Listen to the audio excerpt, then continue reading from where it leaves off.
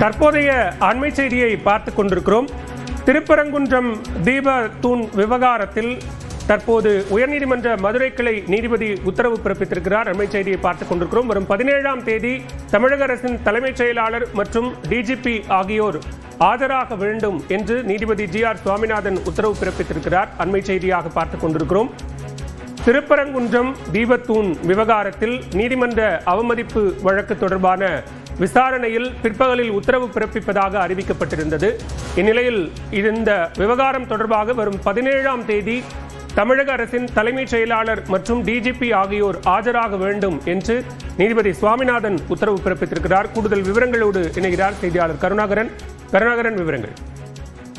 அதாவது திருப்பரங்குன்றம் மலை உச்சியில் உள்ள தீபத்தூணில் கார்த்திகை தீபம் ஏற்ற பிறப்பித்த உத்தரவை நடைமுறைப்படுத்தாத நீதிமன்ற அவமதிப்பு நடவடிக்கை எடுக்க கோரிய வழக்கில் நீதிபதி ஜி.ஆர். சுவாமிநாதன் தற்பொழுது சில உத்தரவுகளை பிறப்பித்துள்ளார். எவ்வாறு என்றால், இந்த வழக்கு தொடர்பாக தமிழக அரசின் தலைமைச் செயலாளர் மற்றும் சட்டம் ஒழுங்கு கூடுதல் டிஜிபி ஆகியோர் வருகிற 17ஆம் தேதி நேரிலோ மற்றும் காணொலி வாயிலாகவோ ஆஜராக வேண்டும். மேலும் இந்த வழக்கில் எதிர்மனுதாரராக அதாவது மனுதாக உள்ள மாநகர காவல் ஆணையருக்கு சட்டப்பூர்வ நோட்டீஸ், அதாவது அந்த வழக்கு அன்று அவர் நேரில் ஆஜராகி உரிய விளக்கம் அளிக்க வேண்டும் என்று தற்பொழுது உத்தரவு பிறப்பித்துள்ளார். இந்த வழக்கு வருகிற 17ஆம் தேதி ஒத்திவைத்து உத்தரவிட்டுள்ளார். இந்த வழக்கின் இன்று நடந்த விவாதம் என்னவென்றால், அதாவது அரசு தரப்பில் என்ன கூறினாங்க, அதாவது இந்த வழக்கு மேல்முறையீட்டு வழக்கு வருகிற வெள்ளிக்கிழமை விசாரணைக்கு வருகிறது.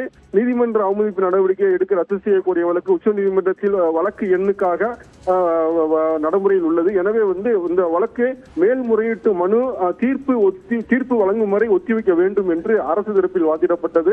ஆனால் மனுதாரர் தரப்பில் உத்தரவை நிறைவேற்ற மறுக்கின்றனர், பல்வேறு காரணங்களை கூறுகின்றனர். எனவே இந்த உத்தரவை நடைமுறைப்படுத்த வேண்டும் என்று மனுதாரர்கள் தரப்பில் வாதிடப்பட்டது.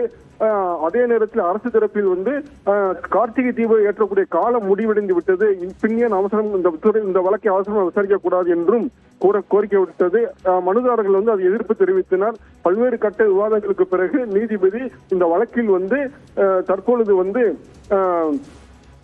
தலைமைச் செயலாளர், தமிழக தலைமைச் செயலாளர் மற்றும் தமிழக விவரங்களுக்கு நன்றி கருணாகரன்.